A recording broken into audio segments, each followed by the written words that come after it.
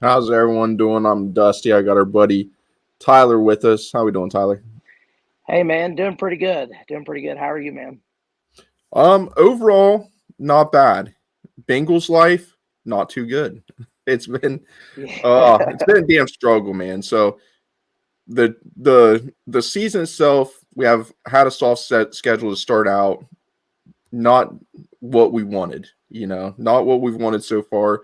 You get Joe Burrow, you can tell he's actively pissed. People might say like he was mad about the interception. There's a lot of things he could be mad about, but I think in general he's just not happy with the overall performance. And when he's out there saying like he's got to be perfect, oh, I got to be perfect. Yeah, he's a perfectionist, but you, he's going to make mistakes. Everyone messes up, but for him to truly believe he's got to score a touchdown on every single drive. What's that say about our defense? You know what? They're Right. not that good. No, no, for sure. The season has been up and down. Like 4-5. If you would have told me that would have been a record in August, I probably would have laughed in your face, man. That's not good. Although I will say this, like as as bad as those losses have been, and they have been one score games. Like I do feel like we were a couple plays away in each of those games from winning, but still they ended up being losses. And yeah, Joe Burrow's actively mad. But I will say this: I'd rather him be mad than depressed. And I don't know if you caught the press conferences after the Eagles games and the ones leading up to the Raiders game, but man sounded so defeated. He like when they asked him about making trades at the deadline, he said that's not my job. And it's not what he said; it's like how he said it, his body language.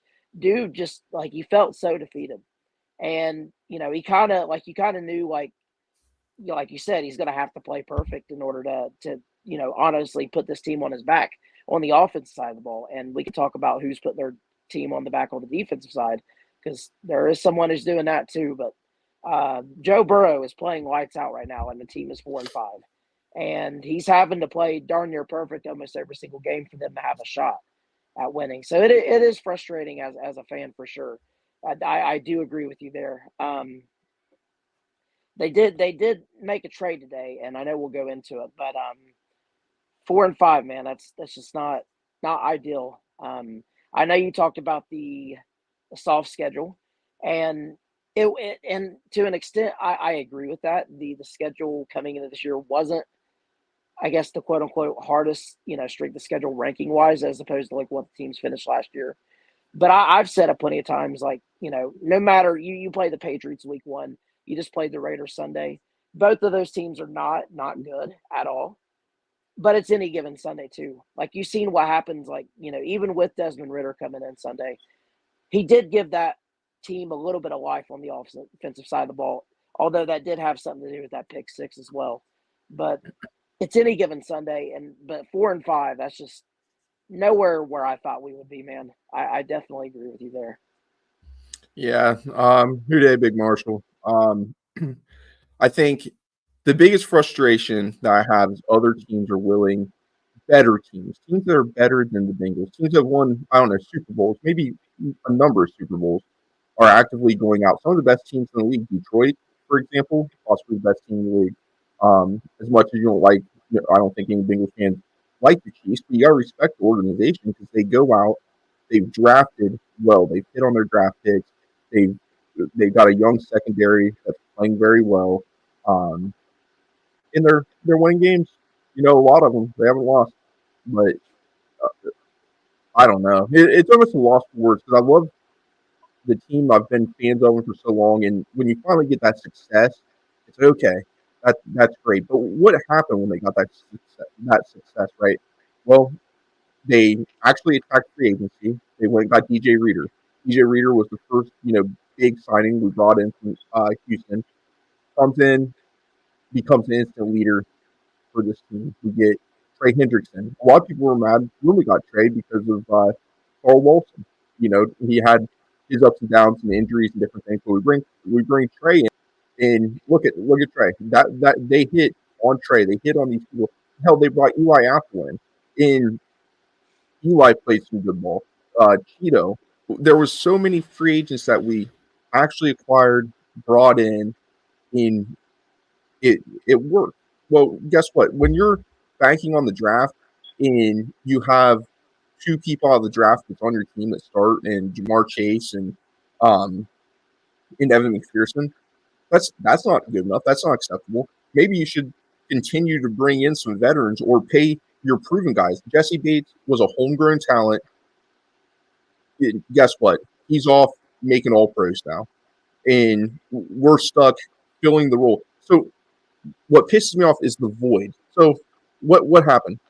We bring in what was the dude's name? Nick Scott. We bring in multiple draft picks. Now we got Geno Stone. We bring Von Bell back. How much money and capital did we invest? Wouldn't it have just been cheaper to have got Jesse Bates? And we also drafted what we thought was going to be his replacement in Dax Hill, who played this weird in between. Dax was playing good ball and tears his ACL this year, which is very unfortunate. But still, like, why not pay Jesse Bates? I'll always disagree with that. No matter, like, nobody's going to change my mind. I was a Jesse supporter from the beginning that they need to pay him, and we get um we get Orlando Brown Jr. right? So we get, is that a fair like swap out? No, we had the money, they had the deals, they could have made things happen. We could have had both these guys. The Bengals are satisfied with being average team and keeping fans interested. That's all they care about. They'll go out and they'll do things to keep us interested, and then after that, they they don't care, man. Like they've proven it that their fans don't matter to them. I don't care what homers come on say you're not a fan, dude. I've been a fan since the day I knew what football was. I was raised in a family of Bengals fans. It just is what it is. I'll never not be a Bengals fan, but it's just so frustrating because you just want to see them do good. You want to see them attack free agency. We're a piece away, really. We're a couple pieces on defense, and what do? We get a running back. There's running backs at home right now that we can get, and I'm not hating on whatever the dude's name is. I'm going blank. Khalil Herbert. Yeah, I'm not hating on Herbert. He could come out and do great things for us. That's amazing. It's still not going to fix the defense. And what is this? The third time the Bengals did a midseason trade? Come on, dude. Like the third time in Bengals history they've done an in-season trade. And guess what? I believe one of those was Carlos Dunlap, who didn't want to be there, who was done with Lou. He was done with the team. He was ready to be out. So do you count that? Do you count, like, to me, that's really two trades. Well, I was gonna say it's I think it's technically this makes four now, but three of them were for players. Um, I think it might have been Charlie Joyner was one of them. I think if I'm not mistaken, he was the other in-season trade to get. But yeah, you mentioned Nick Scott that we signed last year, and then like the likes of Sheldon Rankins this year and Geno Stone, and to a certain extent, we did bring Lawrence Guy in earlier this year to fill that hole whenever we did have that lack at the defensive tackle spot when we had all those injuries, right? What do all four of those guys have in common? They had a game against us, and Nick Scott, he beat us in the Super Bowl, right? Sheldon Rankins had 3 sacks against us last year, right? Geno Stone played for the Ravens, led the AFC in interceptions. And guess Now, what? With Geno Stone's, not to cut you off, but Geno Stone yeah, last year, if you watch the interceptions he had, there were so many gimmies. Now he put himself in position, but there were horrible throws by the quarterback. The majority of them were gimme balls that, I mean, a fifth grade kid could catch. Like, so a lot of fans were kind of talking about that. Like, if you watch the tape on him, he wasn't a Jesse Bates ball hawk dude that you're relying on. He was a guy that got lucky and got a contract out of it. no, for sure. And like Von Bell too, we brought him back. He's not really been great for us this year. I will say this though. I think he had his best game of the year against the Raiders, 2 days ago. I think he played Yeah. really well, had some explosive hits there. Sam Hubbard a couple weeks ago against I'm blanking here on the opponent. It was before the Eagles game. Had his best game of the year. And I know that had something to do with lower snap counts too, but Yeah, it's a little frustrating that we didn't make a move like on the defense side of the ball. I do agree with you there. Like Trey Hendrickson, that's the other guy I was talking about earlier that I was alluding to. He's carrying the team on his back right now defensively. He leads the league in sacks. Guess how many total sacks right now the Bengals have currently? Do you know the number? They have 17. He has 11 of the 17. Yes, and it's on the trajectory, and it already is right now, but it's on the trajectory to be the same as last year, where he had majority of our total team sacks, which it wasn't a big gap there.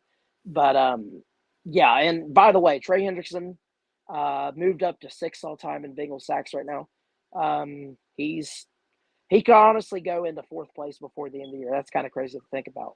But yeah, so no, for sure. Like Khalil Herbert, we got him. I kind of like the trade there. We needed help at running back.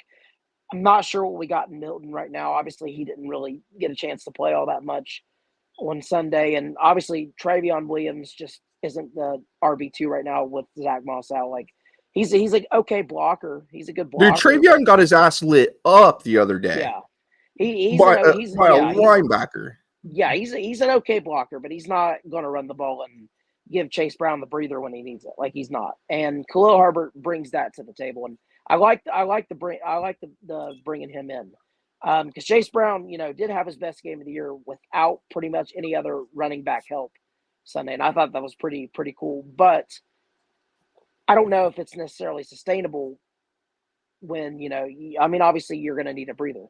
Um, we lost Eric All Sunday.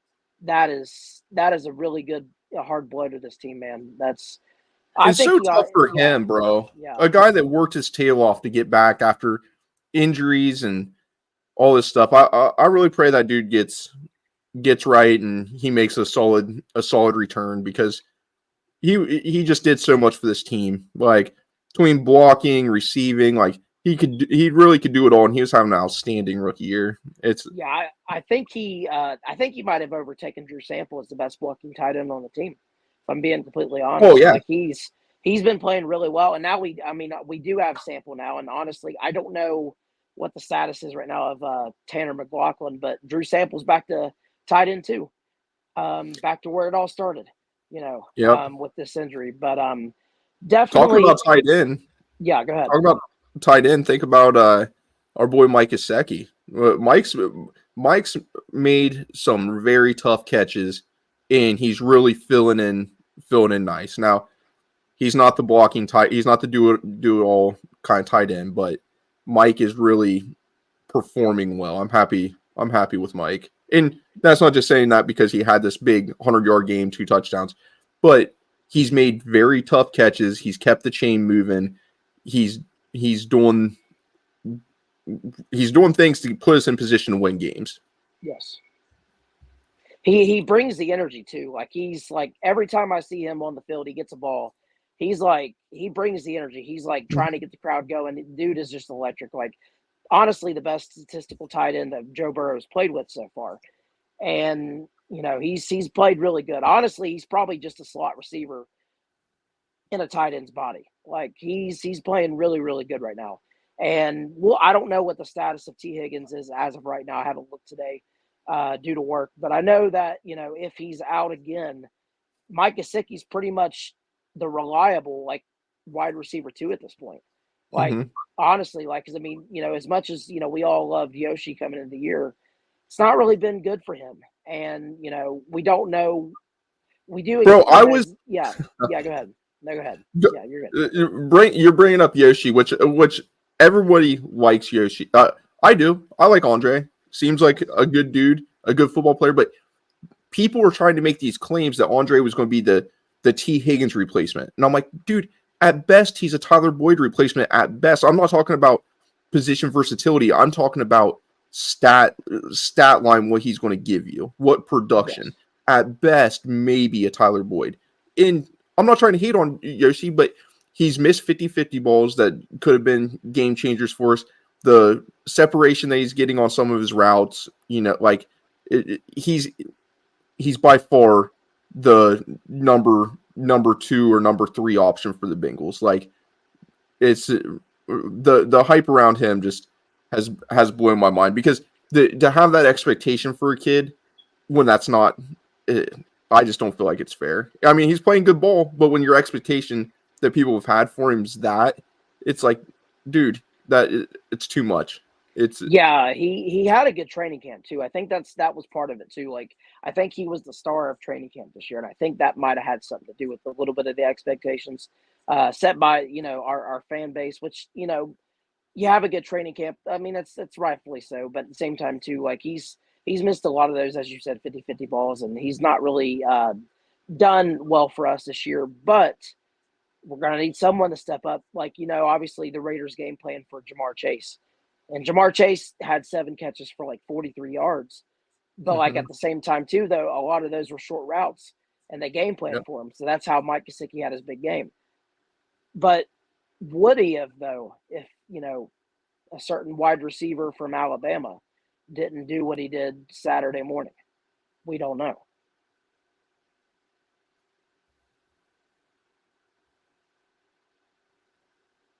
Talking about Jermaine Burton. Yeah, yeah. You cut out for a second. Oh, sorry. No, no. Yeah, Jermaine Burton. That's what I was saying. Like, I said, would Mike Gesicki have had those target shares, and would he have had the impact he had? Because Jermaine Burton, before he did what he did, they had the game plan like pretty much. I mean, other than Jamar Chase, centered around him. And I don't know what that would have looked like, but come on now, man. Like, what are we doing? Yeah. Well, the thing is, he's not exactly young. 24. You're a kid, but like, dude, you've been through college. You're now getting paid a nice chunk of money for a team that spent a high draft pick on you when a lot of people were counting you out, being you know I don't know how to word it, I guess, but like there was a lot of teams that were just out on him, or they were cool with drafting him much later. So you had a team that took a chance, saw your potential, and this is how you're going to treat him. This with Joe Burrow as your quarterback, the guy that if the record was different, he would be very close to being the MVP, if not the MVP. And you're Yes. you're going to act like I mean, really just childish. You're like, you're sleeping. Well, I don't know if he's sleeping or what he was doing, but he completely missed a practice. That's pretty wild. Like, I couldn't imagine if I just did not go to work. It was just like, oh, yep, didn't go. Like, that would be for me and most people a pretty big problem. And what happens for him is just, oh, well, you're not going to dress. You're not, you'll be on the line inactive. But it's like, bro, real world, like you have an opportunity to make a lot of money and do what your dream is in playing football. You better get your shit together, or you're going to be in our world where things ain't as lenient and the money's not as good unless you are, you know. And he has a chance to. He's got an opportunity to make a lot of money. A lot of people would love to play for Joe Burrow as their quarterback, and you're you're wasting that opportunity. Hopefully he learned his lesson. I think in the video, uh, you can see on the broadcast where Joe Burrow was sitting walking over to the bench, and he basically told him, like, get up. Like, I don't know what he said, but in my head, what I imagine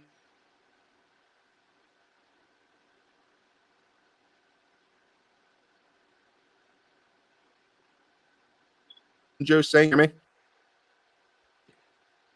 That last part you cut out on my end, man. What was that you said? Okay, I was saying, Joe Burrow sees him sitting on the bench, and he's got to think, like, what'd you do to earn a seat here? Like, Yeah. get up, get out there and watch. At least take mental notes of what is going on the field, not the backside of the sideline. Get out there and take notes of the opposing routes that um, the Raiders receivers are running. What's working for them? How's the DBs playing them? There's visually things he could learn, and instead he's just not taking advantage of it. Yeah, so there was I think a clip surfacing the other day about Nick Saban's comments whenever we drafted him. Because you remember watching the video online, Zach Taylor when we drafted him, like he got all excited. He Oh was yeah, excited to draft this guy. Like we thought we found a steal in the third round, And at the Mhm. time, we all, did, and who knows, maybe we still do. I don't know. But Nick Saban, talked about his emotional maturity as what he needed to work on. Like on the field, everything's good, but like off the field, you got to worry about that stuff. And I don't know like the situation. I don't know if he partied the night before. I don't know if he just missed his alarm. I don't know. But I know that like the Bengals did the right thing Mhm. on Sunday. Absolutely. You have to do that. Set an example for the rest of the team. Like no matter what, how much promise, how much potential you got. Like, and I would probably say the same thing if it was Joe Burrow or if it was Jamar Chase or Trey Mhm. Hendrickson. Like you gotta show up, be on time. And the walkthrough is like one of the I wouldn't say it's the easiest thing because I haven't played football since the fourth grade, but like I'm sure it's like you're not doing a whole lot of physical activity or not. I mean, maybe I'm wrong in that aspect, but like so you got to show up, man. Like, and especially too, uh, his mentor was in the building Sunday, TJ Hushmanzada, like the guy that worked with him, throughout his college days and through the off season, the guy who made the draft selection there on day two. And like I wonder the conversation they had. I would have loved to have been a fly on the wall for that conversation. Oh yeah, because TJ's not going to take no shit. Like TJ's going to speak his mind, and he's going to say what needs said. Like, but it doesn't really matter. Like what TJ says at this point doesn't matter. Like he's in the league. Like you have coaches, you have your peers. Like the worst thing to do is let your teammates down. In my opinion, like Yeah. the worst thing to do is let the people around you that's counting on you, and they're out there busting their tails trying to get a win in game plan for this, and you're supposed to be centered around it, and then you just miss practice. Like that's crazy to me. But hopefully he learned his lesson. And like you said, Zach Taylor, I think he did the right thing. Like his hands were tied. You can't just not punish the guy. You know what I mean? Yeah. That's the standard. You have it set. It's just like being a parent. You know what I mean? Like I can't let my kid get away with something, and then the next day she does it again. And I'm just like, oh, I guess it's fine today. Like, no, it's a Yeah. consistent action. It's just it is what it is. Like, and it might be tough, but you got to do it. And I know I've seen people on Twitter say like, he wasn't out like doing anything crazy. Like nobody knows. Like you don't know what he was doing. But he missed practice. Like, and this is like AI. You're talking about practice, but like, yeah, you're you're a rookie. You're a rookie, and you're missing practice for a game that's it's a lot different than being the all star of your team in basketball. But the I don't know. There's no excusing it. Hopefully Jermaine learns. Hopefully he gets out there this week and he proves himself. And you know what? The Bengals had good leaders in the locker room. And remember Zach preached culture. That was all we heard about was his damn culture. Oh, we built this this damn culture. But the the culture you set, you let all them people leave, all them players, pretty much. Now, did you see Trey? The Trey when he got one of the sacks and the team got around him and he had his helmet off and he's yelling.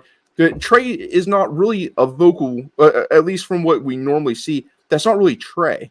Trey's stepping up and he's becoming more of a leader. And you see that when you see other men surround this one figure that's giving everything he's got, there's nothing more that gets me pumped up and want to run through a wall or something. Like Trey is a freak. And the Bengals organization is failing this man because he'll be overlooked like he is year after year.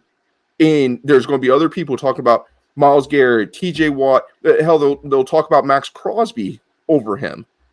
And it's just like, dude, how can you deny this man's consistency and his work ethic? And it's amazing to me. And they're really the way they're failing him is each year he hasn't since Larry Ogunjobi, he has not had somebody to put pressure up the middle. He hasn't really had a teammate on the other side to take attention away of like he's constantly that's the guy you're chipping. That's the guy that you're game planning around. He has no help. And if he had the slightest bit of confidence that would make his career would explode. And instead, he's in Cincinnati. He's probably thinking to himself, like, holy shit, if I could be at another team that actually cared about winning, they'd bring in help and we could fix our defense. But they don't care. They just want to pay me what they pay me and say, hey, just do your best, man. Like, that was good. Like, oh, you made it to a Pro Bowl, sweet. Like, okay, well, you could make it to you could be an all pro. You could be a Hall of Famer because it takes help. Like, it's very difficult to get the recognition that you deserve when you're playing behind below average people, and you're the only bright spot. Yeah, but you could be the brightest. Like, oh, it just makes me mad. Just with Joe will be overlooked because the damn record, the way the team's operating. We can have there's help out there. You have the Chiefs, like I said. You have but how I didn't even say Washington, but Washington they're whatever 6-2 or whatever the thing is. In they're bringing in people. They're bringing in Marshawn Lattimore, in which what I brought. I think they gave a pretty hefty tag up for Marshawn Lattimore, but like still they're making moves. They're trying to improve. The Steelers. Guess what? As much as we don't like the Steelers, they're playing pretty good ball and they're progressing and they're improving their team. While the Bengals get a running back for a 7th-round pick, guess what? We don't. How often does Duke hit on anything? Duke's horrible. End of story. He's ass. Like, Duke is not good. The organization as a whole is not good. You have the lowest scouting, the small scouting department in the league. You don't even attend games now, which you can watch it on TV. That's fine. But when you get there, you see the atmosphere. You see all the behind the scenes stuff with how teammates are reacting with these players. Are they looking to him as a leader? Are they, is that the guy they're going to and talking to other teammates going to and talking to? There's so much you can get from being a sideline of a game that you don't get on watching on TV.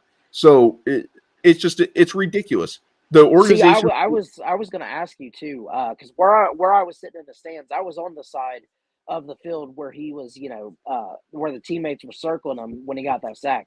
I thought he was just fired up, and it was all like, oh, let's freaking go, whatever. But I don't know. Are you a lip reader? Like, was he saying anything different on TV, or do you know? No, I couldn't tell you. He's probably telling him not to suck ass. That's probably what he's probably like, hey, this is how you play hard. Every play, give 100% of what you got. Be smart. Like, it takes somebody that really wants to. No, I'm not a professional football player. Hell, I don't know what it takes, but I imagine if you have the ability and you're there and you have coaches and you have teammates and you have resources to improve yourself, you could probably improve yourself. You know what I mean? Now, if that's the top level that we saw them at throughout most of the season, then okay, that's where they're at. And guess what? The organization should do their damn jobs and bring better people in, because sometimes you just max out your potential. It happens. So with Trey, I know I brought it up, the last time that me and obviously my co-hosts were on your show, and I brought it up on our show several times too. But Trey Hendrickson, we talked about the sack total last year. We talked about the sack total this year, and the difference between him versus the rest of the team. Right now, he has 11. The team has 17. That's only a 6 sack difference, right? And honestly, I think Chris Jenkins got a sack yesterday, so there's one of them, right? Or Sunday, sorry, not yesterday. But with that being said, though, Trey Hendrickson last year was second in the league in sacks, and that discrepancy between him and the rest of the team couldn't even get him a top 10 vote in defensive player of the year voting, which is crazy to me, right? And you talked about overlooking Joe and overlooking Trey Hendrickson. One could make the argument right now that if we weren't 4-5, we would have the MVP and the defensive player of the year both on the same roster right now. Mm-hmm. And that's something I never thought I'd see in a really long time. Like, and the leading receiver. Like, yeah. That is the offense, like, despite hitting a wall the past few weeks, I think they might have found something. I think they might have found a game plan to do without T. I don't know. Like I said, I don't know if he's playing Thursday or not, but like Joe, Jamar, Trey, all playing phenomenal. I would even say Mike Hilton's having a really good year too this year. No, Mike played really good. Yes, Mike Hilton's having a really good year too. Jordan Battle made some plays Sunday. Really good to see him in there making those plays too. Like Mhm. really good what happens when you put, Jordan Battle in, and he had a few pass breakups. That is awesome. That is awesome. And sorry, go ahead. No, I was gonna say Trey Hendrickson. Back to him real quick. The thing with Trey is, are we really? And I know we drafted him for a reason. I know we drafted him a couple years ago for a reason.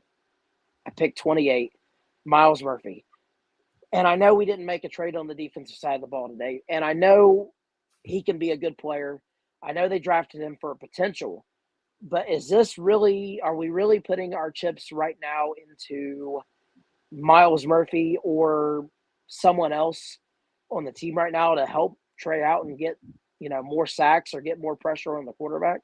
I don't know. Like, I don't know what the thought process there. Like, you see what's happening on the What field. I Like, think is, I think Miles Murphy's kind of lost a little confidence.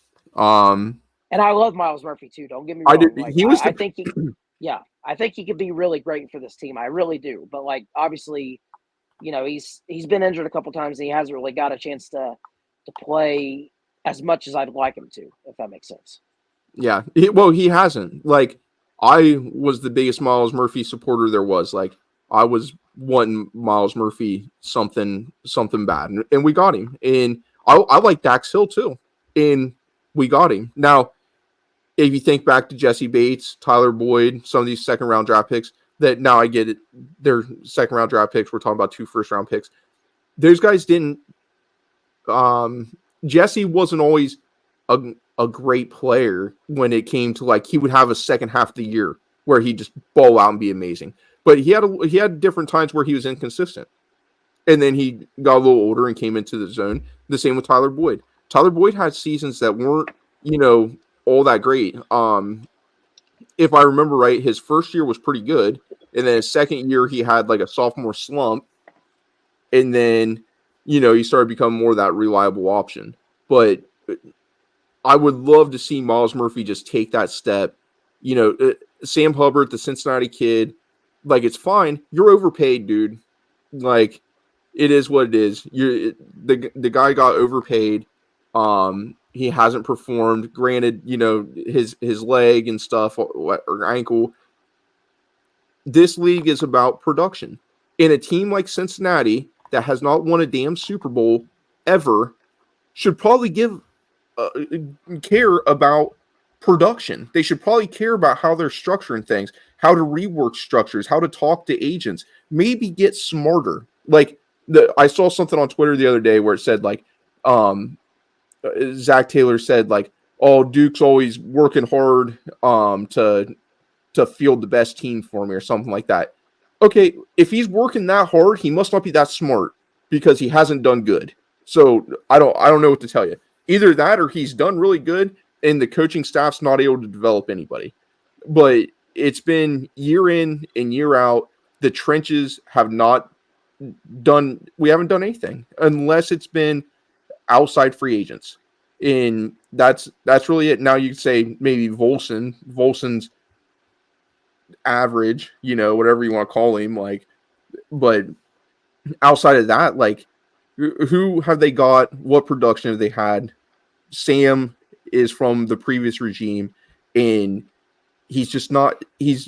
There's a lot of money spent, but it's not been spent wisely. We got oh shoot, why am I forgetting his name? You just said his name. The D tackle, Sheldon Rankins. And Sheldon Rankins, what has he done? Like, Sheldon Rankins hasn't done nothing. Like, sorry. Yeah. And maybe if you got him 2 years ago, that'd been cool, right? Like, when they had an opportunity to, said they didn't. Now they're getting him in. I guess we're seeing what he is. He's not living up to that, whatever it is, $10-12 million contract that he has. And, if he starts bearing fruit at the end of the season, that's great. Going into, if we make it to the playoffs and start winning games and get over this hump, that's awesome. But till that point, You just overpaid the wrong person here. You've overpaid the wrong person here. You let a, a guy really coming into his prime and Jesse Bates walk. The stupidest thing ever. And I hate that T. Higgins is hurt. Oh man, that hurts me to the soul because I like T. Higgins a lot, dude. T. Higgins is one of my favorite players on this team, and he just seems like such a good dude. And you just want to see him do well. And his injury thing comes up once again, and I hate that being what it is for the guy. But the Bengals kind of have done him dirty. Like over the years, that's what we've done. We've used the tag not to keep working on deals and get them finalized. We use it in a way just to, we'll tag you and then we'll trade you or we'll let you go. Oh, how nice would it have been to get some trades done? AJ McCarron comes to mind. Oh, nope, couldn't get that trade done for a second round draft pick. Who cares? Get a third, get a fourth, get something. And then you find out, it was a second round pick, but the front office, they sat on their hands again. It's amazing. We got quite a few people listening in here. I know this is more of an event session for me. Tyler's a lot chiller, and my blood pressure again. If you guys got any thoughts and comments, go ahead.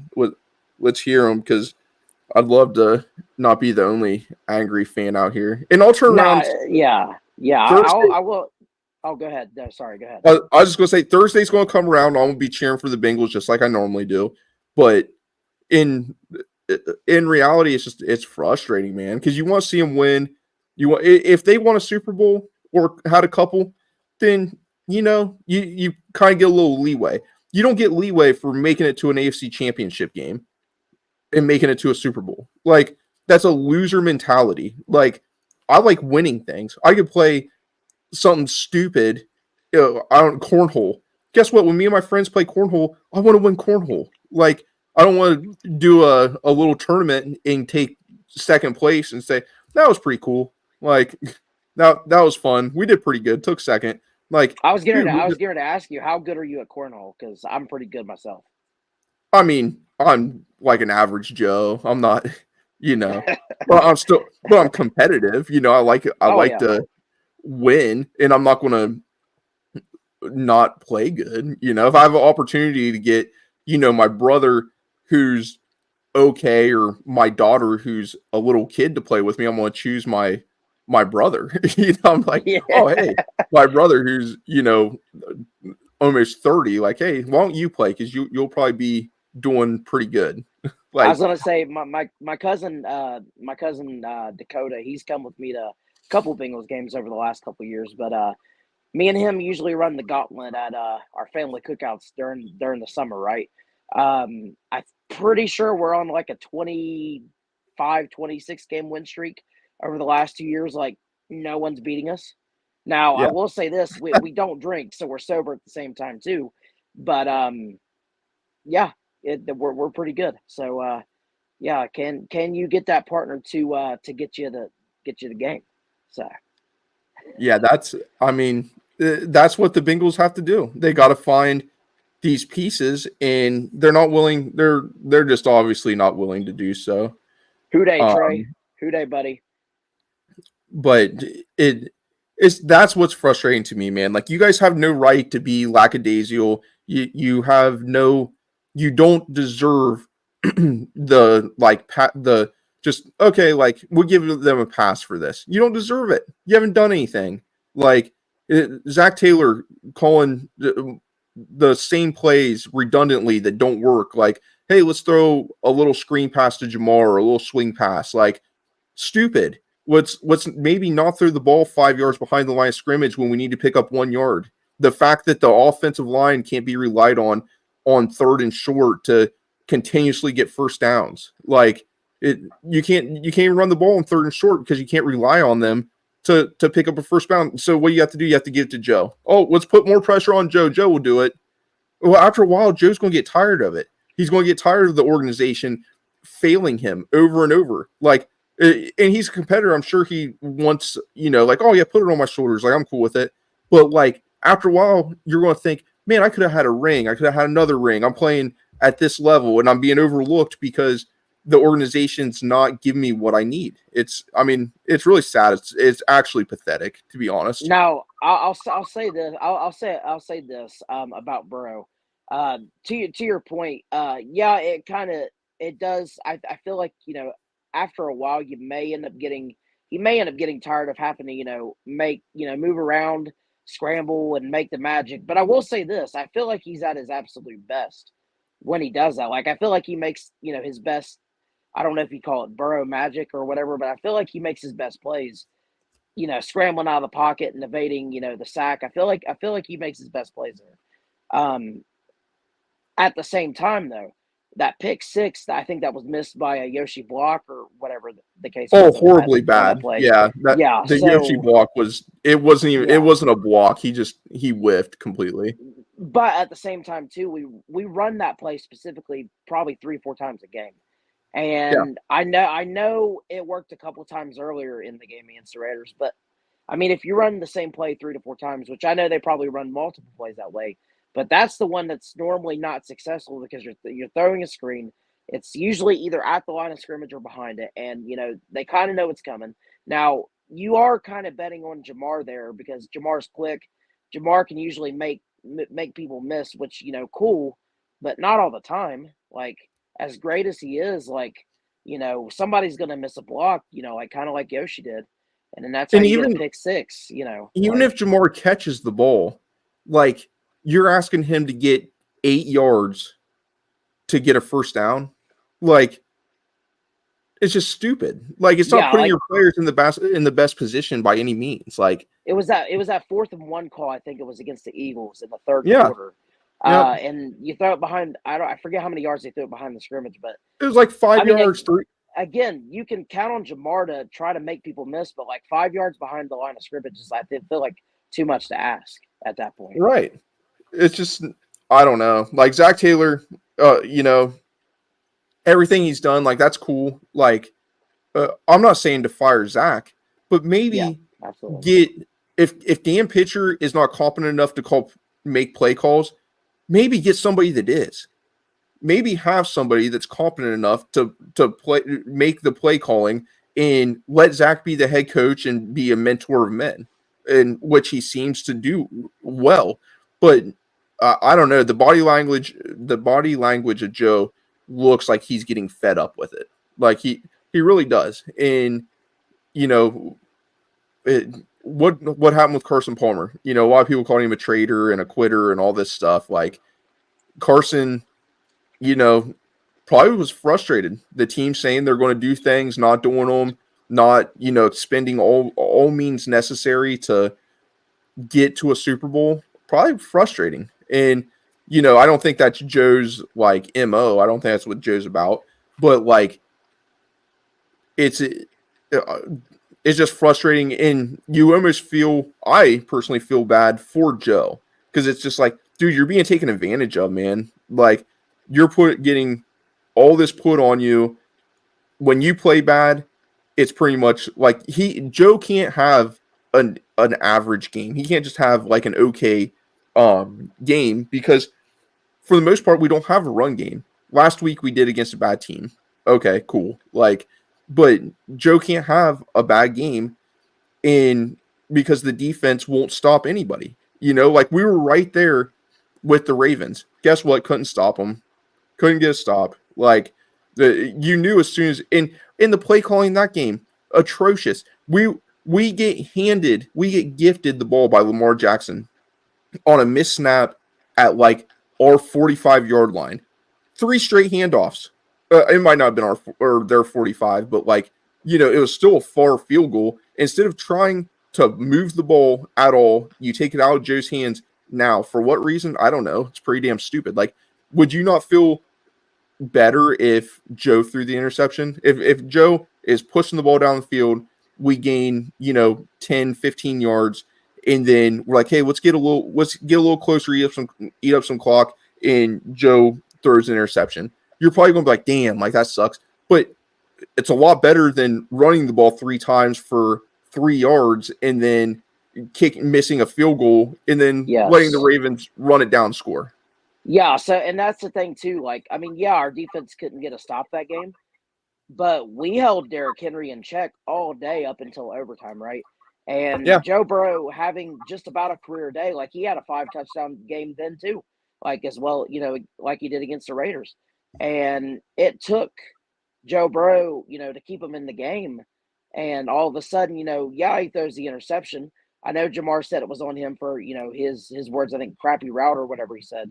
But I know Joe Burrow said I think it was a slant. You anticipate those the ball, to get there, so he throws it early, obviously. But whatever happened, we throw the interception. Cool. Well, we get the ball back somehow before the fourth quarter ends, and Joe Burrow takes a sack. I think that might have been just like a blown block or whatever it was. But then, like I said, I don't know if those two series of events there led Zach Taylor to like not trust Joe Burrow in throwing the ball. Now I do know Joe said, and Zach said I think too, that Joe checked out of a pass on one of those plays. I think it might have yeah, been it first was an down. early play. It was an early Yes. play. Yeah, Like, first down, I think it was. And I think yeah, second down, I don't know, but you could see even on second and third down, they were playing for the run. Like they had just about everybody in the box except for maybe like two DBs, and that was it. And you can't just like let Joe throw like a fade to Jamar and trust him to get it. Like, I don't know. yeah. It just other teams find ways. There's just a bunch of teams that find ways to get the ball in their best players' hands without throwing it 5 yards behind the line of scrimmage. It like it happens all the time. Like, look at Justin Jefferson. He's played with quarterbacks that are mostly average quarterbacks. He's produced like it's across the league. Like you have these star players and they play like stars. We make it sometimes just feel like it's so hard to get Jamar the ball because we don't. It's like they don't scheme to get him open. Like I don't know it that to me that's frustrating. I feel like the play calling's just not where it should be. I feel like we make it hard on our guys to really perform. And that's Offensively, I think we have the team, but why are we running like outside the tackles? Our offensive line's not that athletic. Like there's a lot of plays where we'll have like a pitch out and okay, Chase Brown, like you're fast. Let's see if you can get outside these tackles. How often does that work? We're lucky to make it back to the line of scrimmage most of the time. Like yeah. when we run between the tackles, it's a little better. Like, and it's still not great. In I don't, I mean, I part don't of know, that man. part of that run problem we've been having, because I know with Chase Brown, like he had his best game of the year so far, and um, him and Zach Moss have had okay, run spurts throughout the year, but nothing really consistent. But that's also because we've been down too quite a bit. But at the same Mhm. time, too, like I think a lot of that might have something to do with maybe Burrow not going under center as much. Now, don't get me wrong, he has gone under center a lot more this year, and I think that's due to his healthy calf and from last year. Because I know the plan was for him to go under center more last year, but he just couldn't do it with the calf because he got hurt late into the off season, into the training camp and whatnot. But I do know that we've been running out of pistol more, which is I think has helped the offense, especially with those play fakes. And I know that Burrow would rather go out of shotgun most of the time anyway, but I don't know. Maybe going under center more might help the run game too, because I know a lot of the a lot of the opposing defenses might not get faked out as much if because we are a passing team, and that's what we should be. But if you're not gonna, like go under center or at least try to act like you're gonna run the ball too, then that's where that could be a detriment to us as well, like on the running game. And I'm not saying we shouldn't be a pass team, Yeah, but that's who we are. Yeah, but you need to be able to run the football. If when you can run the football, it opens everything up. Like if we had some competent pieces on the offensive line that could just push the pile a little bit. I'm talking about for first downs, for third and short, to be able to push the pile and get a first down. Instead, it's third and one. Bengals probably going to throw it. Like it's what we do because we can't run. Last week was a complete outlier. That's what it was. Like unless we see a change going forward. It was an outlier. What I got 6:21, so we got a couple more minutes if you're good still. Yeah, you're good. I was gonna say shout out to our my buddy Trey. He was the Project Game Day Week 1 winner of the he got to go to the Bengals game this year, the home opener. Unfortunately, it was a loss for him before he got to go, but he just subscribed to the YouTube channel. So you just got another subscriber, man. There you There we go. go. Well, thanks, Trey. I thought he was talking to you. He said, "Hey, my buddy Tyler, I just subscribed." I was like, "Oh, he probably Oh yeah. subscribed to Tyler."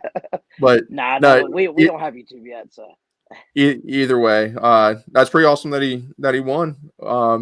Even it's never fun to go to a game and the Bengals lose, but it's always fun before the game. Like yes. I haven't been to a game where I didn't have a good time tailgating and talking to fans and stuff. So that's always fun. But what do you think going into Thursday? We got this Thursday game coming up. It's the Ravens are good. Like Yes. I got people that I know. Oh, the Ravens, they're not as good as what people think and blah blah blah. No, they're good. They're a good Yeah. team. Like Yeah. they do have some weaknesses on defense. They've had some passes given up against them. So we'll see there if Joe can expose that. But the Ravens are going to expect them to put up points, and if it's not a shootout, then I don't know. Either Joe's having a bad day or Lamar's having a bad day if it's not a shootout, because I don't see this defense doing much. They have Stanley, who's a great left tackle. He's gonna hold up well against Trey. Outside of that, the other dudes are gonna have to do their job. Like Mike Hilton is going to have another really good game. It'd be really nice to see Chris Jenkins make a push. And how about Rankins? Having a come out game like that. That's possible. What about playoff P? Like being playoff P. Like do you not get frustrated when our linebackers seem to always go for the strip? Like they constantly are trying to strip the football. It's like, how about just light the son of a gun up and let's live for the next down? Like I'm cool if it works, but it hasn't been working. Like you can go for the ball, but also, how about we don't let them get 5, 6, 7 yards after contact, because that's not working. Yeah. How about we lay some wood? Let's hit some people and see how that benefits us. Like I don't understand that. How about Cam Taylor-Britt plays up to his potential and plays the way we've seen him play? I mean, that's where I'm at. Like we have guys that we've invested money in that are just not playing to the level. Yeah, they might be like third, fourth in the league in tackling for our linebacking core, but like, dude, how about we just tackle and not go for these strips? And how about we don't let somebody catch the ball like 5 yards down the field and pick up 15 yards? How about we do that? I'm just saying I could probably lead the league in tackling if the opponents are offenses on the field more than our offenses on the field, and that's been the case. The opposing team, I'm pretty sure, I don't have the stat in front of me, but I'm pretty sure opposing teams have won time of possession more times than not against us this year. And you're right. I'm glad you brought up the tackling, because I have been a really big complainer about that. I don't know if you knew when it started happening, and I don't know if it's as bad as 2019, 2020. I don't know if it's as bad as those years, but the last 2 years, it's the game against the Chiefs, right? And I remember this game specifically. It was right after my daughter was born. I ended up taking, I think, my cousin to the game, and it was the game where Jermaine Pratt took the ball, just straight up snatched it right out of Travis Kelce's hands, right? Oh And yeah. we ended up winning that game, and Yep. I'll never forget it. And ever since then, like, it's been a trickle down effect. Like, we see we can do it, so instead of going for the fundamental tackling over the last couple of years, we've just tried to replicate that, and it's not been working. And I know that's been an issue going in like this year because I know Mike Hilton even addressed it. Like I know they called a players only meeting or something about it, and I know they know it's a problem. I just don't know why that's a problem that still hasn't really been fixed. Now we've won Sunday, and we do have a couple league leaders in tackles, but it's like at the same time too, like fundamental tackle. And if you so happen to strip the ball, while you get him down on the first try, then cool. But at the same time, too, like if you're just wrapping up for the tackle and you can't get him, that's when someone else comes through and punches the ball out, and then you can get your fumble there. But I'd rather get tackles and go 3 and out than cause a turnover. I don't know if that makes any sense or not. But like Oh, I'd rather get off the field and not be on the field so long just because we can't wrap up and tackle. mhm. Yeah, no, for sure. And the ability to get off on third down. Like how many times it was against it was AJ Brown. It was 3rd and 16, and he picks up 20 some yards. It's like, dude, it's 3rd and 16, and it just seems like that's a repeated thing where it's like, oh, bend don't break but we just won't lock in until they're inside the 20, and then Yeah. now it's time to play football. It's Now Lamar Jackson, I will say this too.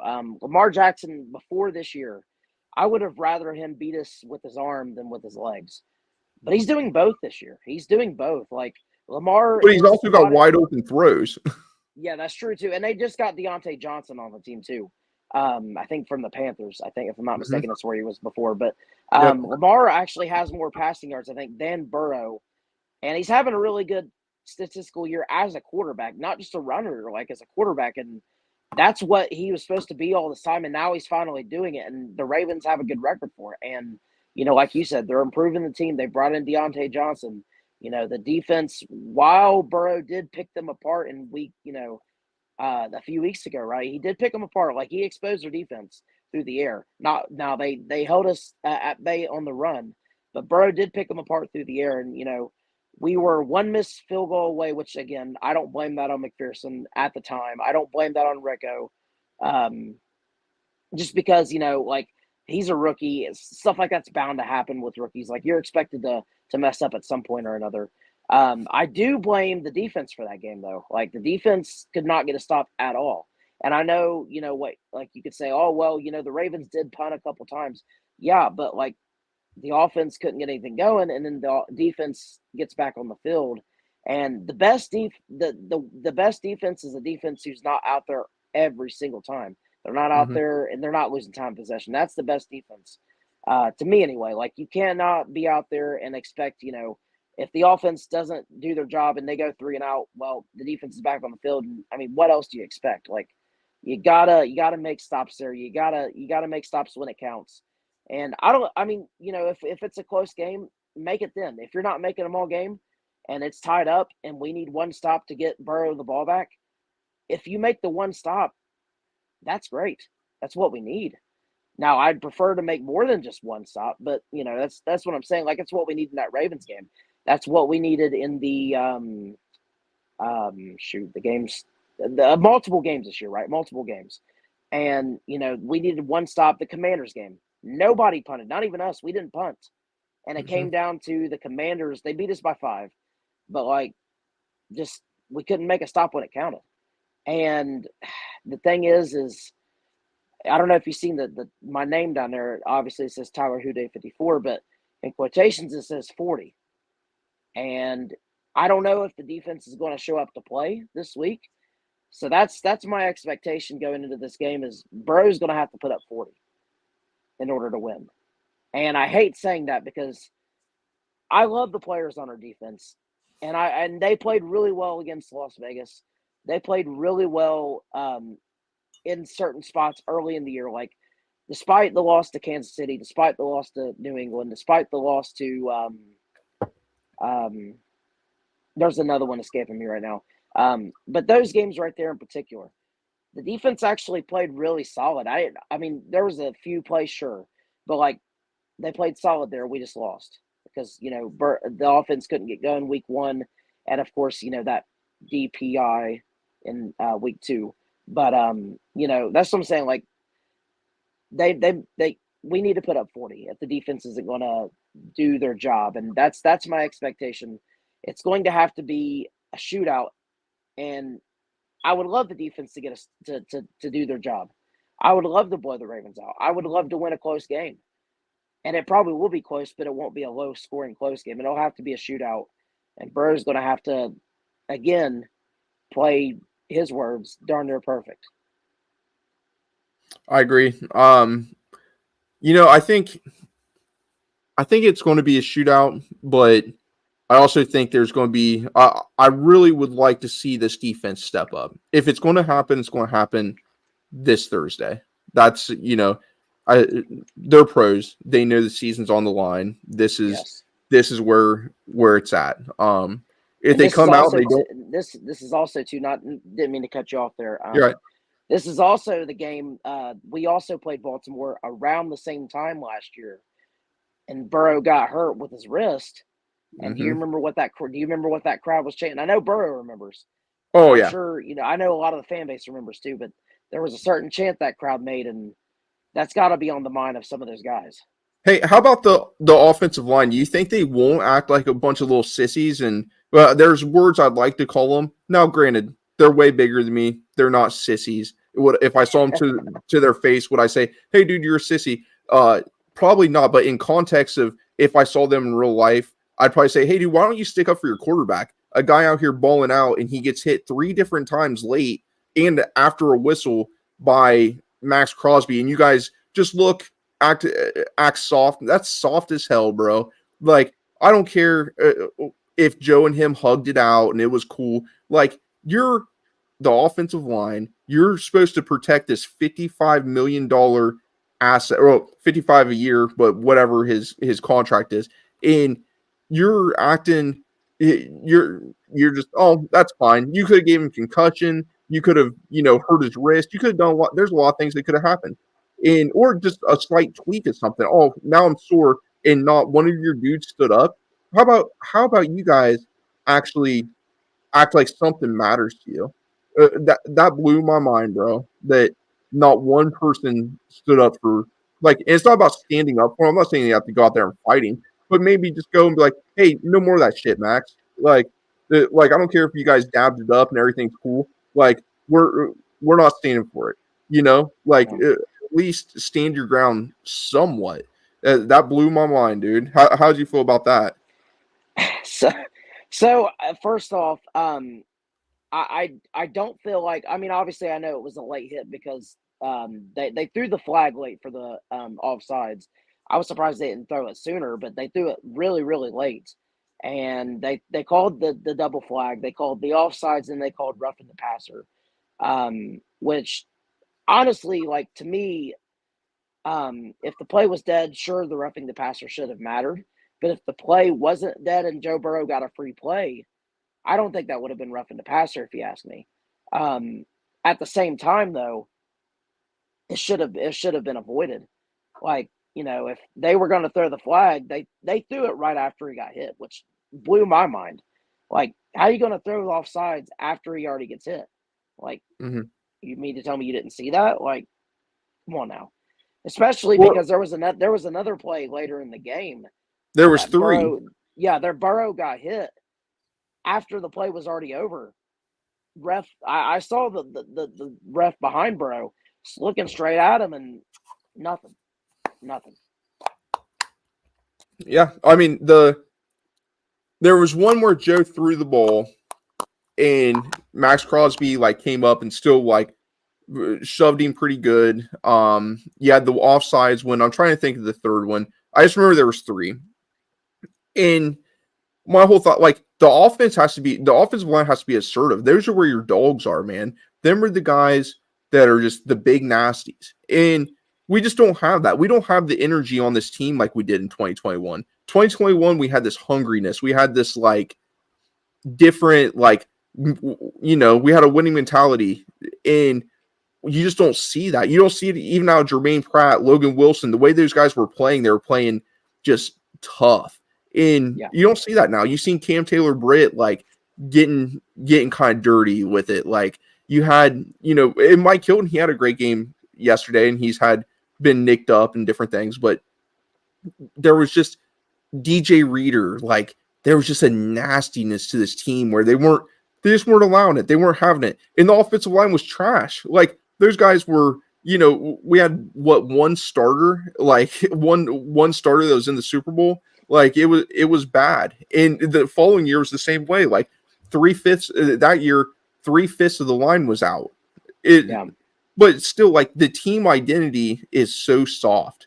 Like they're just soft. It is what it is. Like I want to see somebody with some fire, like just somebody with like that Trey Hendrickson, when everyone's surrounding him, that like attitude, that like I'm here, dude. Like this is me. Like I'll put the team on my back. Like that. I want that from more people, and it can't just be one play. Like I don't know. I just don't feel like we have that. We don't have that intensity, that we're the better team. We believe in ourselves. Like I don't know, because it started off why not us, and then like it just that whole thing's just shifted. It's gone. Like and then it went to they got to play us. Well, where'd that go? Because that's gone. There's just none of that energy, and that pisses me off. But all right, man. I'll let you off here. Hopefully, the Bengals get a win Thursday that could change the season around. There's a lot of complaining from my end on different things. I'll still love and support the team, the organization, as much good as they've done. Okay, cool. They upgraded a locker room. They got a indoor facility now. Like all that stuff's cool. Win a Super Bowl and then get fancy with shit. Because I could care less if there's TVs in a locker room if you're losing every game. Like that none of that matters to me. But so whoever's on here listening, we definitely appreciate you. But hopefully I wasn't too negative and ran a bunch of people off, and now you think I'm this couple years of watching the Bengals. No, I've been here for way too long. That's why I'm frustrated. But definitely big thanks to Tyler. Go ahead and tell them about where they can find you at, bud. Yeah, so you can follow me on Twitter at I still call it Twitter. I think everybody calls it X now, but I'm holding out, right? So you can find me there at Tyler Houday 54. I'm from the Rule of the Jungle podcast with my co-host Anthony and William Appleton. Tomorrow we preview the Bengals game, and we also have Bengals fan and NFL agent Jesse James joining the show tomorrow. Talk all things financials and about Bengals football. So if you guys would give us a follow on anywhere you get your podcast, that would be pretty cool. Also subscribe to Bengals Army. Bengals Army, Dusty is a friend of ours and on our show, and he's also a friend of mine as well personally. So definitely give these guys a subscribe here, Tony and Chris as well. They'll definitely appreciate it. Yep, for sure. Like I said, big thanks to Tyler. Talked to him about, I don't know, 30 minutes before we hopped on to see if he could hop on, because Chris and Tony couldn't. And it's been a while since we've got a chit chat. So it was good talking to you, man. Hate to be a downer. Glad it's always fun to have somebody like you on that can don't get too excited. You can ride the wave pretty good. That's always nice. But everyone listening, make sure you go give Tyler a follow, listen, and subscribe to their YouTube. They pull in some really cool cats, so give them a listen. And once again, man, thanks. And I never say it, but I'll remember this time. Subscribe to Bengals Army if you would. If not, no big deal. We're still going to do our random shows once every couple weeks and maybe even 2 a week. Who knows with us? But if you get a chance, give us a listen. Thanks.